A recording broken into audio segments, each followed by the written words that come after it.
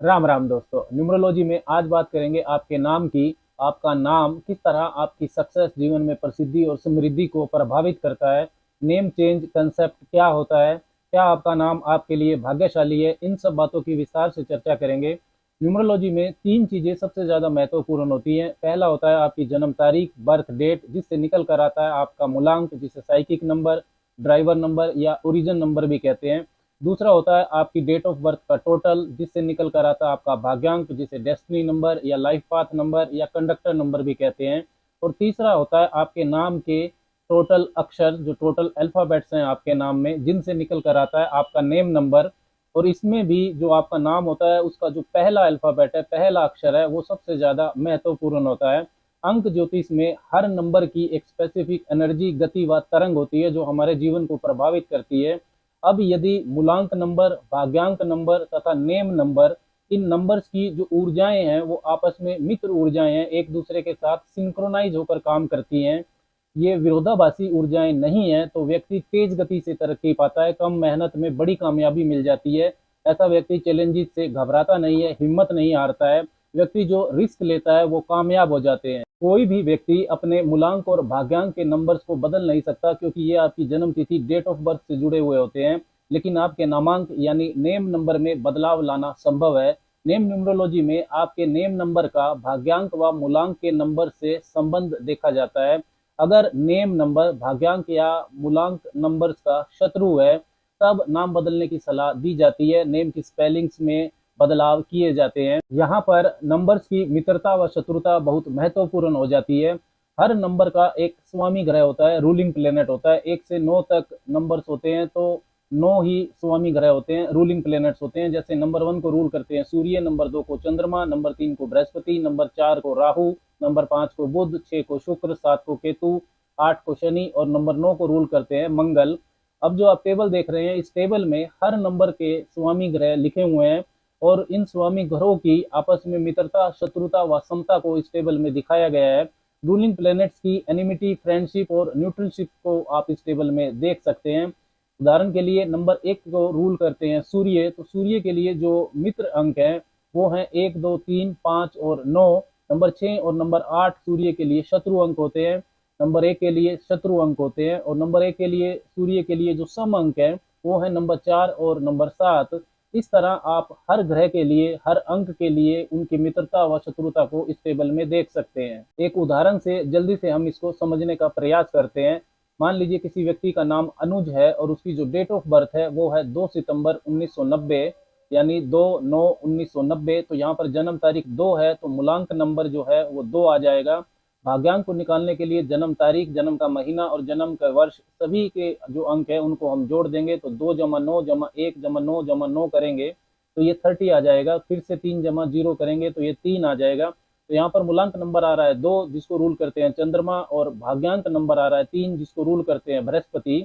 अब मूलांक और भाग्यांक को अगर समझें तो मूलांक बताता है आपके बाहरी व्यक्तित्व के बारे में, आपकी क्या कमजोरियां हैं, क्या ताकत है, आपका एटीट्यूड कैसा है, किस तरह से आप चीज़ों को और लोगों को समझते हैं, देखते हैं। भाग्यांक बताता है आपकी इंटरनल स्ट्रेंथ के बारे में, आपकी आंतरिक शक्तियों के बारे में, आपके टैलेंट्स के बारे में, लक की डायरेक्शन के बारे में। भाग्यांक जो है ये ज़्यादा महत्वपूर्ण नंबर होता है। तीसरा जो नंबर है जो हमें अब अनुज के लिए निकालना है वो है नाम नंबर।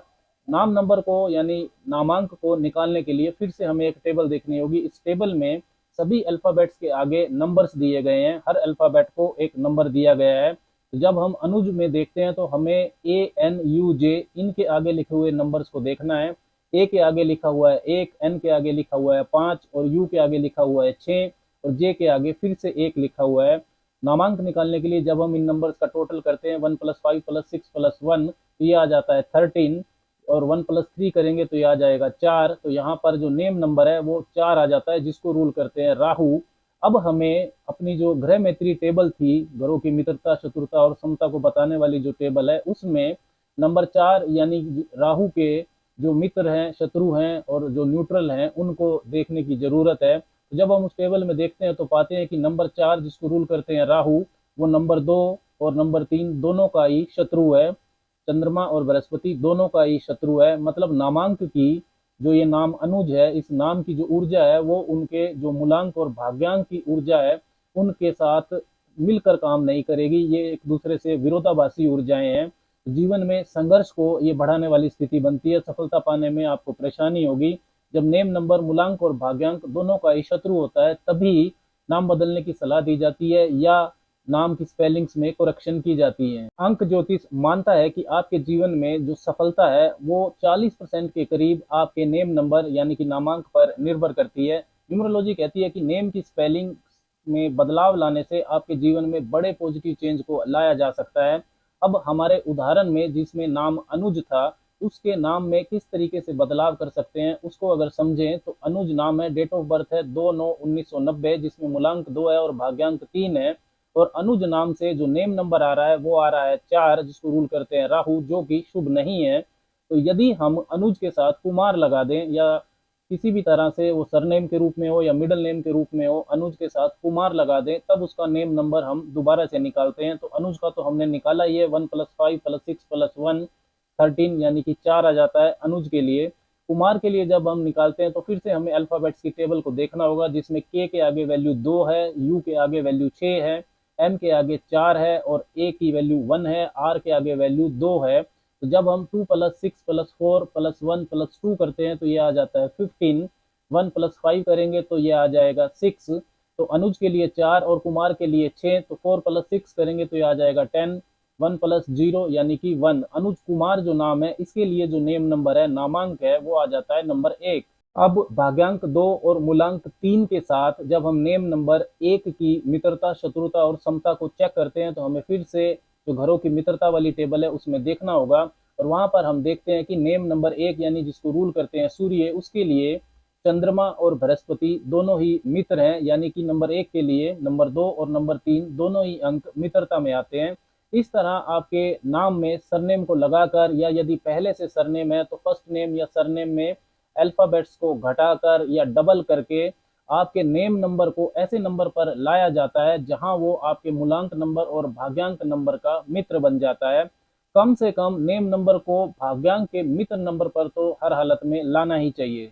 नेम चेंज के काफी उदाहरण आपको आसपास मिल जाएंगे, जैसे ऋतिक रोशन के अंदर ऋतिक से पहले एच को लगाया गया है।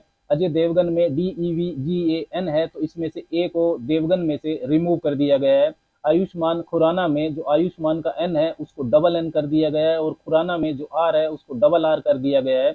इस तरह के बहुत से उदाहरण आपको अपने आसपास मिल जाएंगे। नेम चेंज कंसेप्ट को समझने के बाद अब बात करते हैं कि सबसे बेस्ट नंबर्स कौन से हैं जिन पर नेम नंबर को लाया जाना चाहिए। तो न्यूमरोलॉजी में जो बेस्ट नेम नंबर्स होते हैं वो होते हैं नंबर 1, नंबर 5, नंबर 3 और नंबर 6। नंबर 1 को रूल करते हैं सूर्य, नंबर 5 को बुध, नंबर 6 को शुक्र और नंबर 3 को बृहस्पति। अगर इन चारों नंबर्स पर किसी भी तरीके से नाम को लाना संभव नहीं है तो नंबर 9 को भी कुछ केसेज में कंसीडर किया जा सकता है, लेकिन नेम नंबर को 4 या 8 नंबर पर आने से बचाने की सलाह हमेशा दी जाती है। लेकिन बेस्ट नंबर्स को लाने से पहले भी जो सबसे एसेंशियल जो कंडीशन है वो यही होती है कि आपका जो नेम नंबर है वो आपके मूलांक नंबर और भाग्यांक नंबर का मित्र तो होना ही चाहिए। राम राम।